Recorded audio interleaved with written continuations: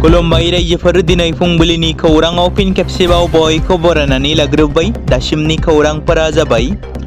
गिबि खौराङाव दङ गिबि खोलोबनि एसेम्बलि बिसायख'थिया आसाम, केरेला आरो पुडुचेरीआव खुंफुंजाबाय। फारियै आसामाव गासै 126 बिधानसभा बियाब, केरेलायाव 140 आरो पुडुचेरीआव मोन 30 बिधानसभा बियाबाव मैया भट थुनाया जोबनानै थांबाय आरो फैगौ 4 मे खालाराव फोसावनाय जागोन भटनि फिथाइखौ एबा भट रिजाल्ट। नाथाय मानो भटनि फिथाइखौ गोबाव खालामनो गोनां जाखो? गोबाङा सानदों जानांगौ, गोबाङा सोंथि खालामदों जानांगौ। बाथ्राया बेसोदि फैबाय थानाय 23 आरो 29 एप्रिल खालाराव आरोबाव आसाम, केरेला, पुडुचेरीआव जानाय बायदिनो मोननै रायजोआव खुंजागोन बिसायख'थि। फारियै 23 एप्रिल खालाराव तामिलनाडु आरो 23 आरो 29 एप्रिल खालाराव वेस्ट बेंगल रायजोआव खुंजागोन बिसायख'थि। दायो बे मोननै रायजोखौ लाफानानै जयैनो मोनबा रायजोनि बिसायख'थि रिजाल्टखौ फोसावनाय जागोन 4 मे खालाराव। दायो गुबै बाथ्राया बेसोदि फैबाय थानाय समफोराव एबा फैबाय थानाय 4 मे खालारनि भटनि फिथाइ बायदियै बिटिसिआव बबे मोनसे पार्टिया बांसिन मासि मोननानै दिसपुराव गाखोहैगोन? मोन 15 बिटिसि एलएसिनिफ्राय सोर बांसिन देरहागोन? नोंथांमोना कमेन्टनि गेजेरजों फोरमायहरनो हागोन। बेराफारसेथिं बे बारनि बिसायख'थिनि फिथाइ बादियै आसामाव सोरनि खुंथाय सोरखारा फैगोन? सोर दोलोआ एबा बबे मोनसे पार्टिया सोरखाराव फैगोन? नोंथांमोना बेखौबो कमेन्टनि गेजेरजों फोरमायहरनो हागोन। बिटिसिनिखौ नायोब्ला बिपिएफ, इउपिपिएल आरो बिजेपि बे मोनथाम पार्टियानो गोहोगोरा जानानै दं। बर'निखौ नायोब्ला एबा रिजनेल पार्टिखौ नायोब्ला बिपिएफ आरो इउपिपिएल बे मोननै पार्टिनि गेजेराव गोख्रोङै जुजिलायगोन। दा फैबाय थानाय रिजाल्टआसो मिथिसिगोन बबे मोनसे पार्टिया बांसिनै देरहागोन।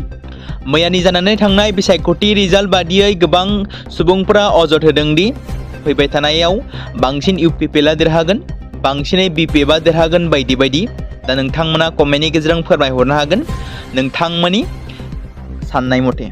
देबरगाव हायार सेकेन्डारि फरायसालिनि भट मिरुआव बिटिसिनि गाहाय खुंगिरि एबा बिटिसिनि चिफ हाग्रामा महिलारीजों लोगोसे बिथांनि अनजालि बिसि 3 नं क'क्राझार एलएसिनि बिपिएफनि बिजाथि सेउलि महिलारीआबो गावबा गावनि भटखौ होयो। बेनि उनाव खौरांगिरिफोरनि सिगाङाव तामुलपुराव सोमजिनाय हिंसायारि जाथायखौ संदाननांगौ होनना गोख्रों रावजों बुङो हाग्रामा महिलारी बिथाङा। बेराफारसेथिं 2 नं सौरागुरि गुदि फरायसालिनि 105 पलिं सेन्टाराव प्रमद बर' बिथाङाबो गावनि बिसि आरो फिसाजो जयैनो गाव गावनि बेसेन गोसा भटखौ होबाय। गावनि बेसेन गोसा भटखौ होनानै थांखांनायनि उनाव देरहागोनखौ रोखायै फोरमायथियो प्रमद बर' बिथाङा। फारसेथिं थांनाय हरनि समाव कुमारिकाटानि पानबारियाव बिजेपिनि सोद्रोमाफोरा AK-47 गुलिजों गावनाय आरो इउपिपिएलनि मावथिफोरखौ बुनाय जाथायखौ गोख्रों रावजों सोंखारियो। एमसिएलए बिजितगोरा नार्जारिनि बिथोनजोंनो बे जाथाया जादों होननानै बिथाङा बुङो। मख'जाथावदि बिसायख'थिनि सिगां हर गेजेराव गुलि गावनाय जाथाया जानानै थाङो, जाय जाथाया तामुलपुरनि माखासे जायगाफोराव दुंहाव थासारि सोमजिहोयो। खौरां मोननाय बायदिब्ला बे जाथायाव United people's party, liberal Tamil Nadu इउपिपिएलनि 2 दैदेनगिरि फारियै धरनीधर बर' आरो राजु बसुमतारी बिथांमोना जोखोम जादोंमोन। बारभुटान सिमा साखाथिनि कुमारिकाटानि पानबारि ओनसोलाव जाथाया सोमजिदोंमोन। पुलिसआ जाथायथिलिनिफ्राय गरनै लांदां गुलि बोखांनो हादों होनना बे समाव मिथिनो मोन्दों। ब्रह्मपुत्र मेल ट्रेनाव सिटखौ लानानै दावबायारिफोरनि गेजेराव सोमजिदों गिख्रंथाव दाङाबाजि, जेराव गंसे नखरनि सोद्रोमाफोरा जोखोम जानो गोनां जायो। खारबाय थानाय ट्रेनाव सिटखौ लानानै जानाय मोनसे फिसा नांज्लायनाया गिख्रंथाव महर लादों। ब्रह्मपुत्र मेलाव मासिखौ लानानै नांलाय खमलाय जानाय दावबायारिफोरनि गेजेराव हिंसायारि दाङाबाजियाव सोलायदों। बे जाथायाव गंसे नखरनि गोबां सोद्रोमाफोरा गोब्राबै जोखोम जादों होनना बे समाव खौरां मोननाय जादों। ट्रेन गारिया फकिराग्राम रेल स्टेशनाव सहैनाय लोगो लोगो जोखोम जानाय नखरा रेल बिफाननो खौरां हरो। फकिराग्राम GRP सोरखारि रेलवे पुलिसआ थाबैनो राहा लायो आरो जाथायजों लोब्बा थानायनि सन्देह गोनां गोबां सुबुंफोरखौ खायो। दासान्दि सन्देह गोनां सुबुंफोरखौ फकिराग्राम GRP स्टेशनाव सोंथि खालामगासिनो दं। रेलवे पुलिसआ गासै जाथायनि सायाव नायबिजिरगासिनो दं आरो दायनिगिरिफोरनि हेंथायै गोख्रों आयेनारि राहा लानाय जागोन होनना मिथिनो मोननाय जादों। हादोरसायाव भट होनाय हाबाफारिया सोलिबाय थानाय समनि गेजेरावनो गलाघाट विधानसभा बियाबनि मेरापानि कल्याणपुर भट सोग्रा मिरुआव मोनसे हिंसायारि जाथाय जानानै थाङो। बिजेपिनि बुथ आफादगिरि सबिन कर्मीखौ गाग्लोबनायनि उनाव बे जाथाया ओनसोलाव दुंहाव थासारि सोमजिहोदों। बिसायख'थिनि गेजेरावनो मेरापानि कल्याणपुर भट सोग्रा मिरुआव दुंहाव थासारि सोमजिदों होनना बे समाव खौरां मोननाय जादों। खौरां मोननाय बायदिब्ला भट होगासिनो थानाय समावनो कंग्रेसनि मावथि धीरेन, जायखौ मुकुट हालय होननाबो मिथिनाय जायो, बिथाङा भट सोग्रा मिरुनिफ्राय एसे गोजानाव बिजेपिनि बुथ आफादगिरि सबिन कर्मीखौ गाग्लोबो। बेनि उनाव सबिन कर्मीयाबो बिथांखौ एबा मुकुट हालयखौ बुदोंमोन। बे दाङाबाजिनि उनाव दसे समनि थाखाय भट सोग्रा मिरुआव बन्द जायो, दुंहाव थासारि सोमजियो। बे समावनो मेरापानि पुलिस आरो रैखाथि हान्जाफोरा खौरां मोननाय लोगो लोगो बिथांमोना जाथायथिलियाव सौहैयो आरो थासारिखौ सामलायो। मोन्नैबो राजखान्थि दोलोआ गावजों गाव अजद होयो। जोबथारनायाव सानै सुबुंखौ मेरापानि पुलिसा खायो होनना मिथिनो मोननाय जादों। मोनसे दुखुनांथाव जाथाय, भट होनो थांनानै जिउ गोमाबाय सानै बिसि फिसाया। सेरफांगुरिनि कलबारियाव ट्राकनि सौदावनायाव दुखुनांथावै जिउ गोमायो होनना बे समाव खौरां मोननाय जादों।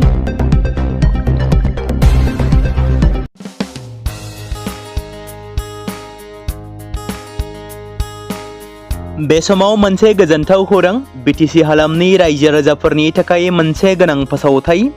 क'क्राझार जिल्लानि सिङाव थानाय बड'लेण्ड एकाडेमि सिनियर सेकेन्डारि स्कुला लानानै फैदों गोजोनथाव खौरां। बड'लेण्ड एकाडेमि सिनियर सेकेन्डारि स्कुला 2026 आरो 2027 सोलोंथाइ बोसोरनि थाखाय लानानै फैदों नार्सारिनिफ्राय लानानै थाखो 9 सिम फरायसा आरो फरायसुलिफोरनि गुनगोनां सोलोंथाइनि थाखाय खम बेसेनावनो गोदानै मुं थिसननायनि खाबुखौ होगासिनो दं। मख'जाथावदि क'क्राझार जिल्लानि हल्टुगाव आउटपस्टआव थानाय क'क्राझार तिनिआलिनि बड'लेण्ड एकाडेमि सिनियर सेकेन्डारि स्कुला गुनगोनां सोलोंथाइ होनायजों लोगोसे थाखो 9 नि थाखाय इलेक्टिभ साबजेक्ट महरै मेथामेटिक्स, जिअ'ग्राफि, हिन्दी, हिस्टरि बायदि आयदाखौ लानो हागोन। मोजां सोलोंथाइ लानायनि अनगायैबो बड'लेण्ड एकाडेमि सिनियर सेकेन्डारि स्कुलाव उफ्रा सोलोंथाइ हिसाबै environment field study, English speaking course बायदिखौ लाफानानै सोलोंथाइ लानो हागोन। बेनि अनगायैबो गोजान लामा हान्थिनानै फरायग्रा फरायसा फरायसुलिफोरनि थाखाय आलादा आलादायै मोजां हस्टेलाव थानानै फरायनो हानायनि खाबुफोर होनाय जादों। बेनि थाखाय नोंथांमोना आबुङै मिथिबावनो थाखाय एबा थोंजोङै फोनांजाब खालामहर 9101 488 399 जानबुं नम्बराव। बे समाव मोनसे गोनां फोसावथाय, बर' सावथुन नायनानै मोजां मोनग्रा गासै बर' रायजो राजाफोरनि गेजेराव लानानै फैदों मोनसे बर'नि OTT प्लेटफर्म गोनां, जाय प्लेटफर्मनि गेजेरजों नोंथांमोना बर'नि गोदान गोजाम सावथुनफोरखौ नुनो मोनगोन। थांनाय माखासे बोसोर सिगां बर'नि गेजेराव लानानै फैनाय निउबो एप बायदिनो फिन आरोबाव लानानै फैदों बर' रायजो राजाफोरनि थाखाय। बे बाथ्राखौ मख'नाया गोनांदि 2025 मायथाइनि जानुवारि दानाव ओंखारनाय आंगो स्ट्रिम मुंनि मोनसे OTT प्लेटफर्म गोनां निउबो एपनि गेजेरजों नोंथांमोना गोबांथार बर'नि सावथुनफोर जेरै ट्रेजेडि, रमान्टिक, एक्सन आरो कमेडिजों बुंफबनाय सावथुनफोरखौ नुनो मोनगोन। जेरै सनानि नखर, थांखि गैयै समाज, अनसुला आफा, हिर', बिमा बायदि बाजै, अर, थैसाम, वान्टेड, संदान आरो रं नाम्बार बायदि सावथुनफोरा मख'जाथाव। बेफोर सावथुनफोरखौ नायनो थाखाय नोंथांमोना गिबियावनो आंगो स्ट्रिम एपखौ गाव गावनि मबाइलाव थानाय प्ले स्ट'रनिफ्राय डाउनल'ड खालामनानै लोगोसे इनस्टल खालामनानै गावनि मबाइल नाम्बारजों लगइन खालामनानै लाग्रोनांगोन। बेनि उनाव नोंथांमोना गोबांथार नुनो मोनै सावथुनफोरखौ गुगोल पे, फन पे आरो पेटिएमजों रं नाम्बार सावथुनखौ नायनो थाखाय 60 रां आरो संदान सावथुनखौ नायनो थाखाय 80 रां, वान्टेड सावथुनखौ नायनो थाखाय 60 रां, थैसाम सावथुनखौ नायनो थाखाय 60 रां, बेबायदिनो गोबांथार नुनो मोनै सावथुनफोरखौ नायनो थाखाय सुबिदा खालामनानै होदों आंगो स्ट्रिम प्लेटफर्मा। फिन नोंथांमोननि गेजेराव फोरमायबावनो लादों बर' सावथुन नायनानै मोजां मोनग्रा गासै बर' रायजो राजाफोरनि गेजेराव लानानै फैदों मोनसे बर'नि OTT प्लेटफर्म गोनां, जाय प्लेटफर्मनि गेजेरजों नोंथांमोना बर'नि नुनो मोनै सावथुनफोर जेराव गोदान गोजाम सावथुनफोरखौ नुनो मोनगोन। बे बाथ्राखौ मख'नाया गोनांदि 2025 मायथाइनि जानुवारि दानाव दिहुनजानाय आंगो स्ट्रिम मुंनि मोनसे OTT प्लेटफर्म गोनां एपनि गेजेरजों नोंथांमोना गोबांथार बर'नि ट्रेजेडि, रमान्टिक, एक्सन आरो कमेडिजों बुंफबनाय सावथुनफोरखौ नुनो मोनगोन। जेरै रं नाम्बार, संदान, वान्टेड, थैसाम, अर, बिमा बायदि बाजै, हिर', अनसुलाफा, थांखि गैयि समाज, सनानि नखर बायदि बायदि सावथुनफ्रा मख'जाथाव। बेफोर सावथुनफोरखौ नायनो थाखाय नोंथांमोना गिबियावनो आंगो स्ट्रिम एपखौ गाव गावनि मबाइलाव थाखानाय प्ले स्ट'रनिफ्राय इनस्टल खालामनानै गावनि मबाइल नाम्बारजों लगइन खालामखांनायनि उनाव नोंथांमोना गोबांथार नुनो मोनै सावथुनफोरखौ गुगोल पे, फन पे आरो पेटिएमजों रं नाम्बार सावथुनखौ नायनो थाखाय 60 रां, संदान सावथुनखौ नायनो थाखाय 80 रां, वान्टेड सावथुनखौ नायनो थाखाय 60 रां, थैसाम सावथुनखौ नायनो थाखाय 60 रां, बेफोरबायदिनो अर सावथुनखौ नायनो थाखाय 60 रां पे खालामनांगोन। बेबायदिनो गोबांथार नुनो मोनै बर' सावथुनफोरखौ नायनो थाखाय सुबिदा खालामनानै होदों आंगो स्ट्रिम प्लेटफर्मा।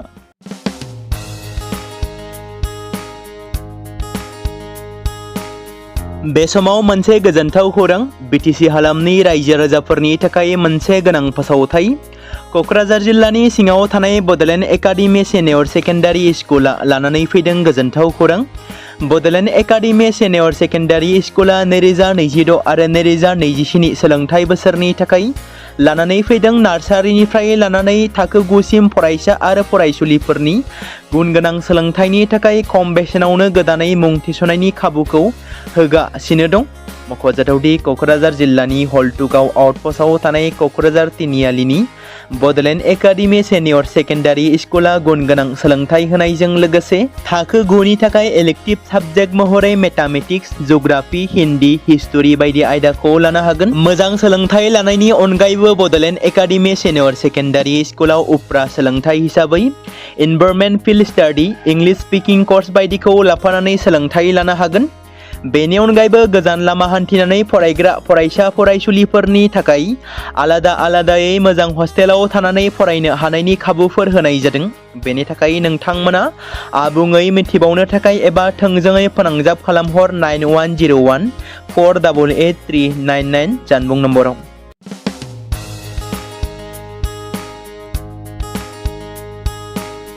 बे समाव मोनसे गोजोनथाव खौरां, बिटिसि हालामनि रायजो राजाफोरनि थाखाय मोनसे गोनां फोसावथाय। क'क्राझार जिल्लानि सिङाव थानाय बड'लेण्ड एकाडेमि सिनियर सेकेन्डारि स्कुला लानानै फैदों गोजोनथाव खौरां। बड'लेण्ड एकाडेमि सिनियर सेकेन्डारि स्कुला 2026 आरो 2027 सोलोंथाइ बोसोरनि थाखाय लानानै फैदों नार्सारिनिफ्राय लानानै थाखो 9 सिम फरायसा आरो फरायसुलिफोरनि गुन गोनां सोलोंथाइनि थाखाय खम बेसेनावनो गोदानै मुं थिसननायनि खाबुखौ होगासिनो दं।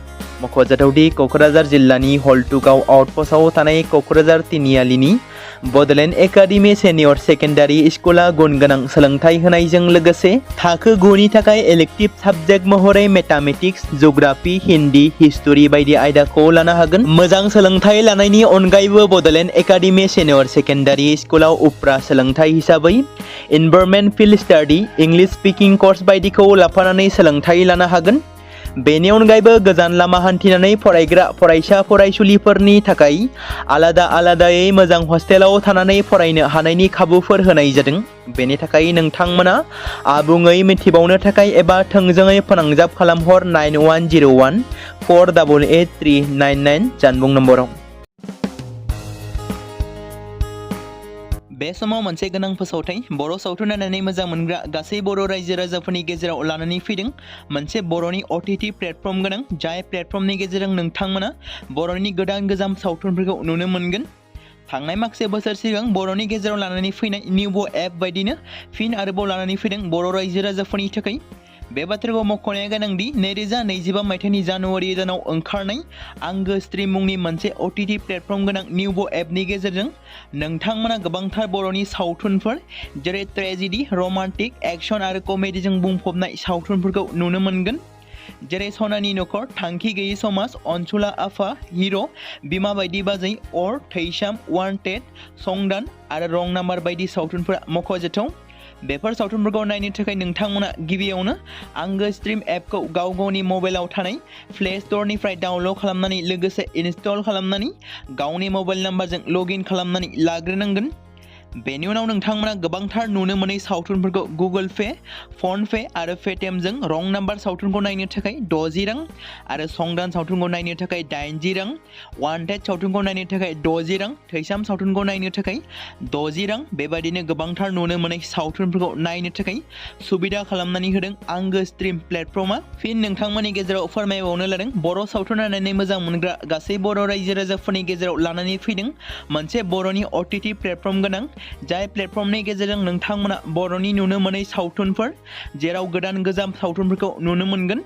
बे बाथ्राखौ मख'नाया गोनांदि 2025 मायथाइनि जानुवारि दानाव दिहुनजानाय आंगो स्ट्रिम मुंनि मोनसे OTT प्लेटफर्म गोनां एपनि गेजेरजों नोंथांमोना गोबांथार बर'नि ट्रेजेडि, रमान्टिक, एक्शन आरो कमेडिजों बुंफबनाय सावथुनफोरखौ नुनो मोनगोन। जेरै रं नाम्बार, संदान, वान्टेड, थैसाम, अर, बिमा बायदि बाजै, हिर', अनसुला आफा, थांखि गैयि समाज, सनानि नखर बायदि बायदि सावथुनफ्रा मख'जाथाव। बेफोर सावथुनफोरखौ नायनो थाखाय नोंथांमोना गिबियावनो आंगो स्ट्रिम एपखौ गावनि मबाइलाव थाखानाय प्ले स्ट'रनिफ्राय इनस्टल खालामनानै गावनि मबाइल नाम्बारजों लगइन खालामखांनायनि उनाव नोंथांमोना गोबांथार नुनो मोनै सावथुनफोरखौ गुगोल पे, फन पे आरो पेटिएमजों रं नाम्बार सावथुनखौ नायनो थाखाय 60 रां, संदान सावथुनखौ नायनो थाखाय 80 रां, वान्टेड सावथुनखौ नायनो थाखाय 60 रां, थैसाम सावथुनखौ नायनो थाखाय 60 रां बेफोरबायदिनो अर सावथुनखौ नायनो थाखाय 60 रां पे खालामनांगोन। बेबायदिनो गोबांथार नुनो मोनै बर' सावथुनफोरखौ नायनो थाखाय सुबिदा खालामनानै होदों आंगो स्ट्रिम प्लेटफर्मा।